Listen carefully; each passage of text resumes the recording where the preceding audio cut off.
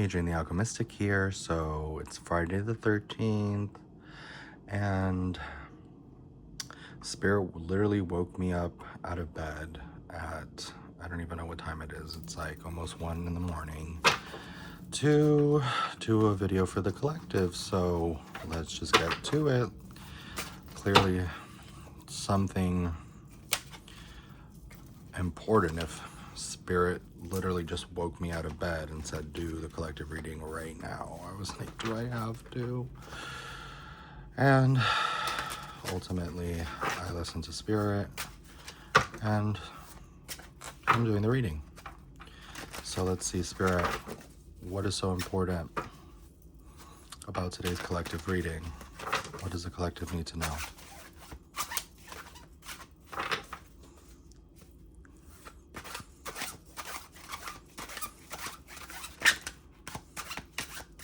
Oh, okay. Let's wake him up. Okay. Ooh. So I've been getting this a lot. The Judgment card with Anubis. So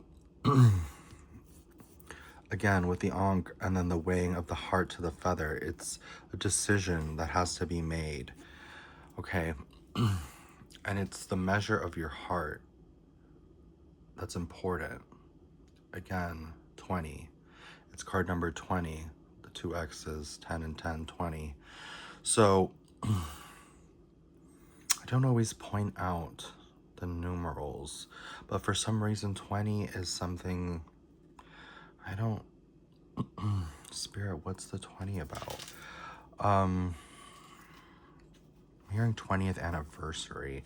Okay, so with the love in the air in the month of February, this could be somebody's literal 20th anniversary, or it could be something along the lines of a celebration of a culmination of a time. So even if it's not exactly 20 years, there's something about you revisiting, right? It's like judging your heart with the feather. So it's kind of like, it's so, the whole story behind that is that at the time of judgment, the time when our soul leaves our body and we're sort of judged, it's kind of like they weigh your heart against a feather, which we know a feather's pretty light, and depending on the heart would determine, kind of the placement of the soul. So this is interesting. Let's see what else the other cards have to say. Okay, then we have the moon. Okay, so I'm getting the vibe that this is something that's very subconscious. It's very much in the shadow, maybe not even completely known to you. Also, it could mean that it's occulted or purposely not revealed yet, or that it's of a secretive nature, right? The moon is kind of deceptive in some aspects, but it's not that it means to deceive. It's that it's still the unawareness that makes it, sort of tricky to pinpoint. Okay. And now the Fool. Okay, we got all major arcana coming up. Interesting. So I understand now why Spirit woke me up, because these are 1, 2, 3, and then I have 2 more in my hand, 4, 5 major arcana showing up in the reading. Okay, and I shuffled those cards very well, and they've been shuffled. Okay, now with the Fool, it's like the journey. Okay, let's lay them all out and see. And then the Sun in reverse with the World in reverse. Okay. Whoa, it's an intense energy.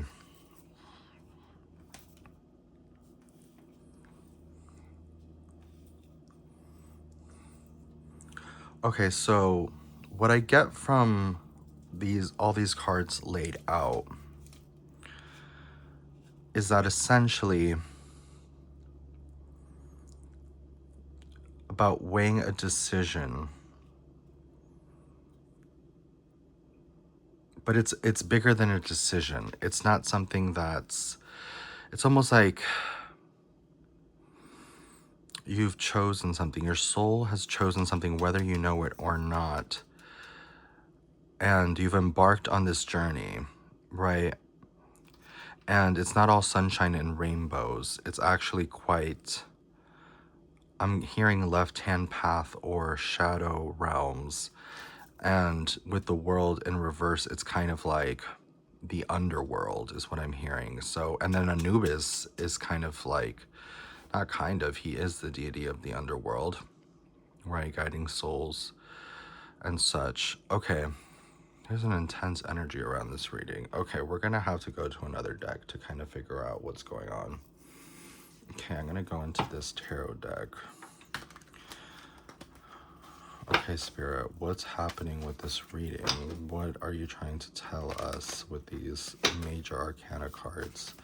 What's coming forward? Okay. So we have a crossroads. We have the Page of Cups. We have the Nine of Cups. Five of Pentacles and the Knight of Swords in reverse. Again, remember I said about a decision, so it's a crossroads. It's like the two options. Again, the heart and the feather, and weighing your options, and just, it's like choosing your path. It's like the time has come. Okay, this is what I'm getting. The time has come that you finally choose your side, is what I'm hearing. Okay, so the Page of Cups is showing me, as I stare into the card, I'm really almost gravitated towards his expression towards the fish, which is interesting because what I gather from this is kind of like, it's kind of like the Fool energy right here with the moon, because it's curious, but it's also something of like silly that there's a fish in the cup looking at him. So it's almost like there's an innocence around it. The Fool's also like innocence, and the moon, it's like, okay. And then with the Sun in reverse, it's giving me this energy as well. With the Nine of Cups, it's sort of like drawing away from selfishness or self-centeredness. It's kind of like you've been through a lot. I'm sorry if I'm sort of, this reading's very interesting, so I'm kind of just speaking out loud for most of it, as I frequently do. Okay, so I'm getting that you're at a crossroads. Something about the loss of innocence. There's an ego death, but there's also something surrounding like a minimization of self. Also kind of like, I'm hearing like, I've seen the world, done it all, had my cake now. So you've already gone through so much that you understand that there's a bigger picture.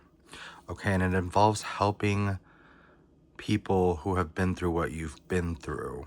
Okay, who have gone through some struggle and are suffering. And there's something about a delay, or something about you feeling like there's something against you, a force against you, or that you're not completely in your purpose or not fulfilling your purpose, but you know you have a purpose, and you know that it's a big purpose. Okay, with all the major arcana cards, this is something that you are guided. Okay, that's coming through. You are being guided to help lead souls to their purpose. As you have found your purpose, so are you as, sorry, I mean to say that you offer value in terms of helping others along the same path that you're treading, in terms of how you've maneuvered through the darkness, through the underworld to the light. And so you're almost like a vessel sent here to essentially guide souls on their path. Okay. And now we're going to go in with this I call them the sigil cards, but they're essentially a talisman oracle to get more information about this. So, okay, Spirit. Okay, you got concealment. So you've been hidden. You've been purposely hidden. And Spirit is telling you that this is not so that people don't know who you are. It was for your protection. And also, you work in the shadows. You're kind of like a shapeshifter, shadow worker, where your true identity is never revealed because you wear a special mask.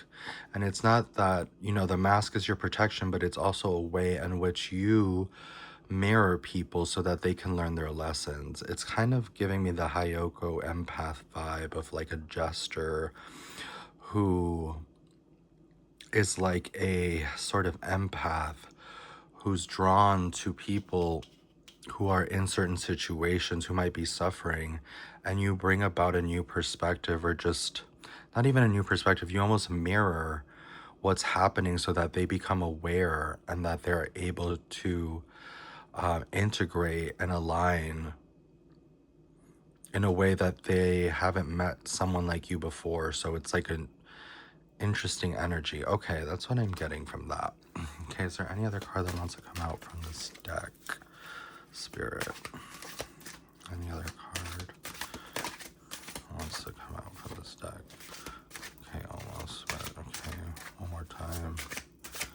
Okay, no. So concealment. Okay, interesting. Now I want to go in with the archetypes. I have them kind of stuffed in here, so I might have to move the camera. Hold on. 1 second. Gotta move this around. Okay.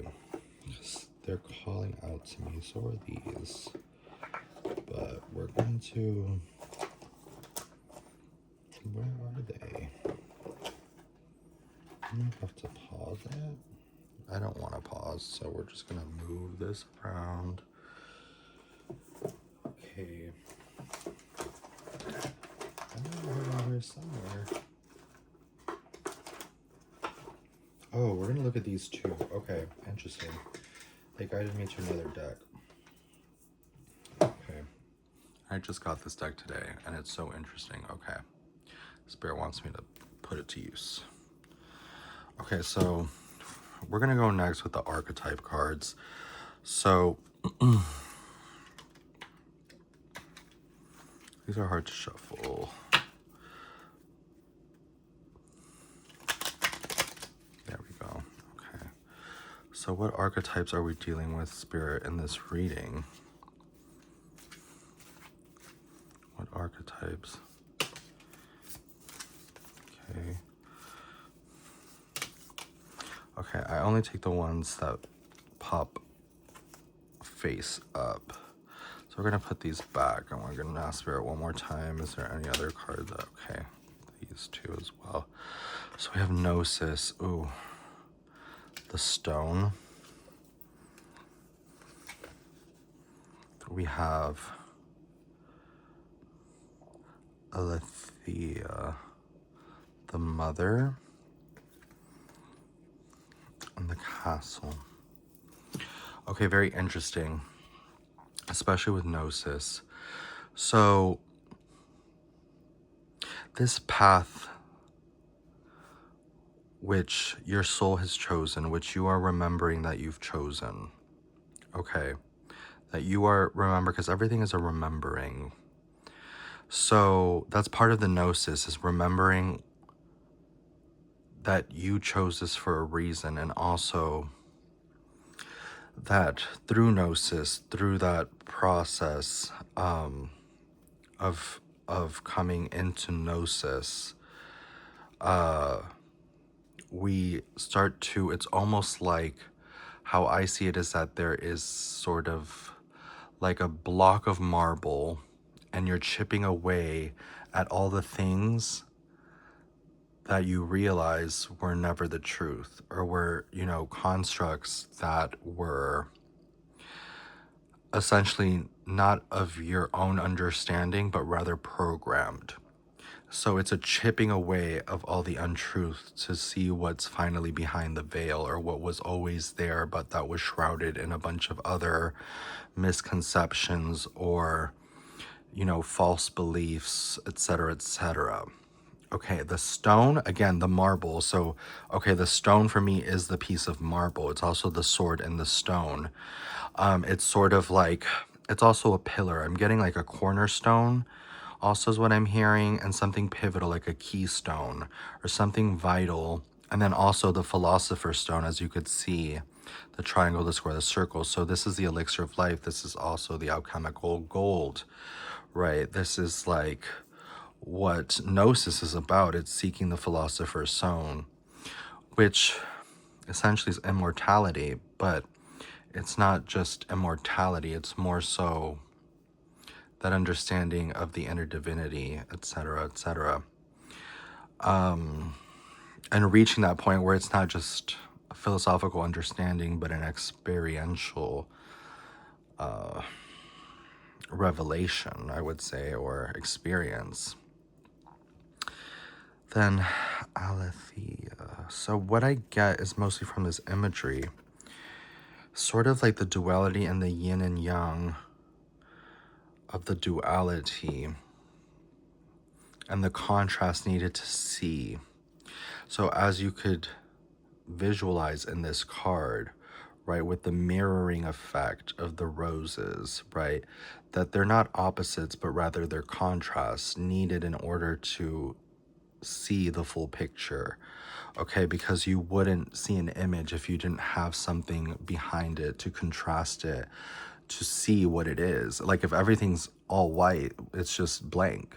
But if you have black on white or white on black, it creates that contrast needed for you to see what it is. This is the whole process of gnosis. The mother, okay, this is giving me a Gnostic feel because I'm hearing Sophia, right? The cosmic mother. And then the castle, which is oh my gosh. Okay, so my mind is going everywhere with this reading, but it's giving me that you could be a pneumatic. Whoever I'm speaking to is probably a pneumatic. And this is something, a concept that, I'm unpacking.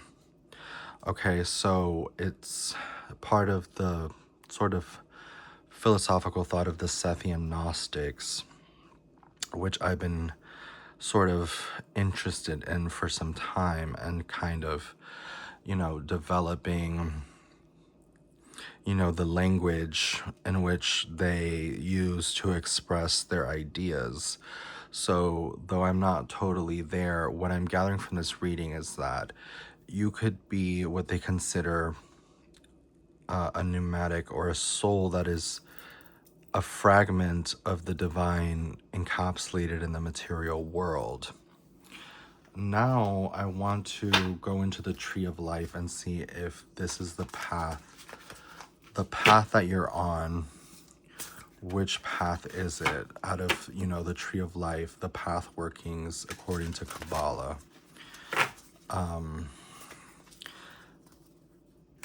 To see exactly what Spirit's trying to point out with this path, because there is a path that you're supposed to be on. I feel as though there is a shift happening from the path that you've been on to the path that you're supposed to be on, which it took that path to get you to understand. It was like it took that to get you here, which is giving me this kind of contrast vibe with that card. So it was like I see a tree and I see branches and I see that there's vines as well, but it's almost like it took like it branching out for you to reach a point where it got you to the path in which now, you're destined to be on. So Spirit, can you show us that path? Okay, so we got Binah, understanding, silence, awareness, and the divine feminine. We also got Chokhmah, wisdom, inspiration, spark, and the divine masculine. So again, with the contrast, we have divine feminine and divine masculine. Okay.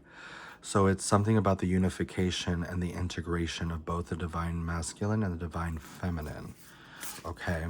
Right? The father and the mother aspects, which are one, but we understand the duality aspect. Okay, is there a specific path according to the tree of life, a path that is outlined? Okay. Okay, so there's three. And I'm getting past, present, future. Okay, interesting. So it goes from the path of the Empress, which is the 14th pass. 14th, oh, I said pass. So it's past. Okay, I see what Spirit's saying. So you were on sort of a creative endeavor, nurturing fertility path, but that has passed. Presently, you are entering the 32nd path, the world universe path of independence, facing fears, and self-discipline. And eventually you'll be on the 26th path, which is the devil, which is truth, illusion, and trust. Very interesting. And right now you might be encountering a lot of air elements, which is like thoughts, mind, communication, things with technology, mercurial energies. Very, very interesting. Okay. And I just want to go in with the Psychic Tarot Oracle and see if there's any other messages from Spirit with this deck. Okay, is there anything that Spirit would like to add on with this deck? Anything from this deck, Spirit? Okay, balancing again with the divine feminine and masculine. It's about balancing and integrating it, and it's 11, right? 11, which is 1-1, which is a mirror. Okay, so balancing the divine masculine and feminine, which is present in everyone, right? It's not about gender or sex. It's about, okay, it's about the duality aspects of those counterparts, because they're not opposites. And then we have temptation, balance and temptation. So the temptation, okay, so I'm getting things about, because part of what I was explaining about the Gnostic sort of philosophy is that, we're tempted in this false matrix created by the demiurge and the archons, is to basically, it holds us here by, our physicality and being tied to the material world. So the more we indulge in things that tie us materially, the more we become disillusioned and stuck inside this matrix or this reincarnation trap, whatever you want to call it. So essentially, the Gnostics believe that through Gnosis, we can free ourselves, liberate ourselves from this sort of like prison planet, kind of like matrix thing. Okay, to put it quite, basically. Anything else, Spirit? Okay. Firm foundation. So creating a firm foundation and choosing wisely. Okay, so this is all part of the path working. So in order to live out your destiny, in order for you to walk the path that you are destined to walk, because we have free will, you need to create a firm foundation in which you can work your path, and making the appropriate aligned choices, which is the gnosis, which is the wisdom to know the difference between what is in alignment with your path and what is not. Being tempted to walk off the path with choices that don't align to your higher self, to your core, to where you're supposed to be heading, and balancing the divine masculine and feminine so that you are aware of the shadow and the light aspects, so that you're working fully into integration, doing the shadow work in order to unify, to transmute what needs to be transmuted, sublimate, and all the alchemical processes that are involved in the Philosopher's Stone, which is that spiritual gold, which is the elixir of life, which is the key, which is ultimately escaping the matrix, okay? And going back to the divine source. Okay, the angels want to come and say something as well. So we're going to go into the angel deck next. This is the Guardian Angel Tarot. And the angels also have a message. So we're going to tune in with the angels, the angelic messengers.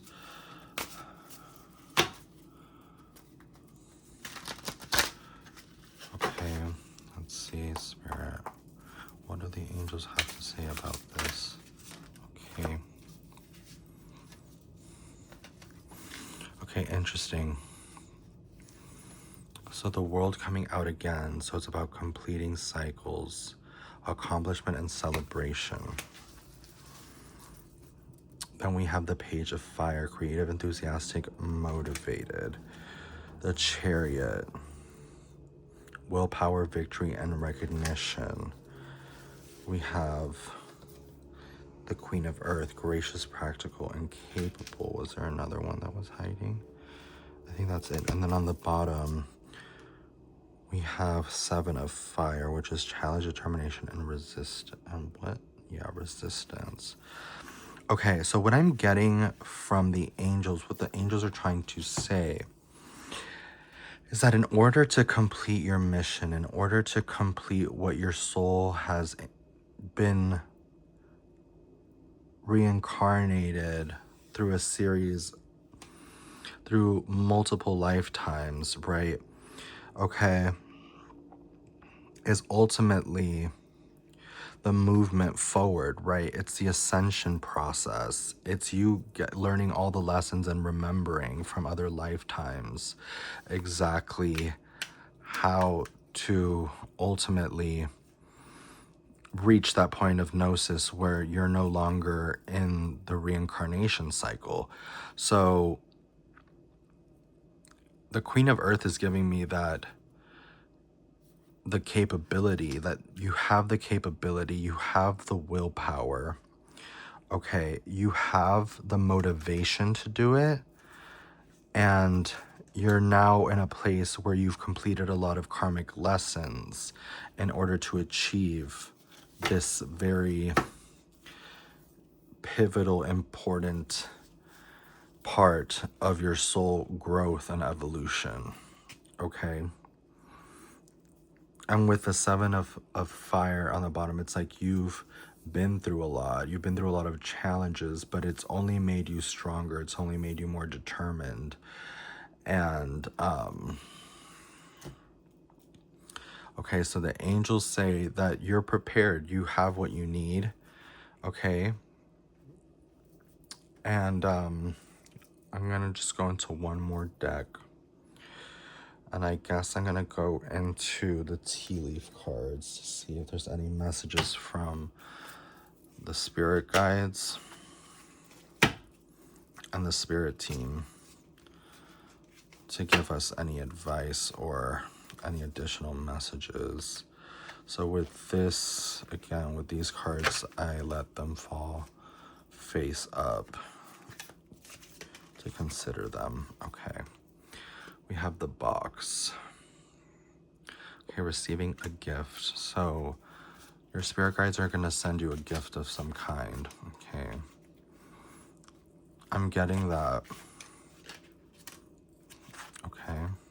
Again, box, basket. So it could be wrapped. It could be in a box or in a basket. See, a reward for a merit. So this gift, they're gifting you to recognize you for your merit, for sticking the course, for staying the course is what I'm hearing, and for your resilience and all the spiritual warfare battle, all of that, like that you've endured and that you've gone through. They want to recognize you. Anything else, Spirit? Okay. We have the hills. Obstacles. So there's still obstacles to overcome, mountains to be moved. Okay. That there's, okay, take care, enemies working against you. So there is an enemy. Obviously, the archons, the demiurge, the darkness, negativity, fear, doubt, you know, the illusory material reality. Okay. The funnel, period of frustrations. Again, lessons to be learned. So there's still that layer, right? And tortoise, slowly but surely getting ahead. So the tortoise reassures us that slow and steady wins the race. Okay, so that you don't tire yourself out or become frustrated, that this doesn't happen overnight, right? Growth and change doesn't happen overnight. It's the persistence, it's the resilience of getting back up and doing it and getting back up and getting back up and getting back up. And that's the persistence. And that's why they're rewarding you, because you have been persistent and they've seen that you will remain persistent because it is just in your nature, it is your spirit. So this is probably one of the longer readings I've done, but again, Spirit woke me up to do this reading, so I know this had to come out, and I hope this resonates with you. And yeah, and we'll be doing another reading soon, but this one definitely, wow, jam-packed with a lot of messages for Friday the 13th. And anyway, many blessings. Wish you a blessed day. And yeah, stay tuned for more. Thanks for watching. Bye for now.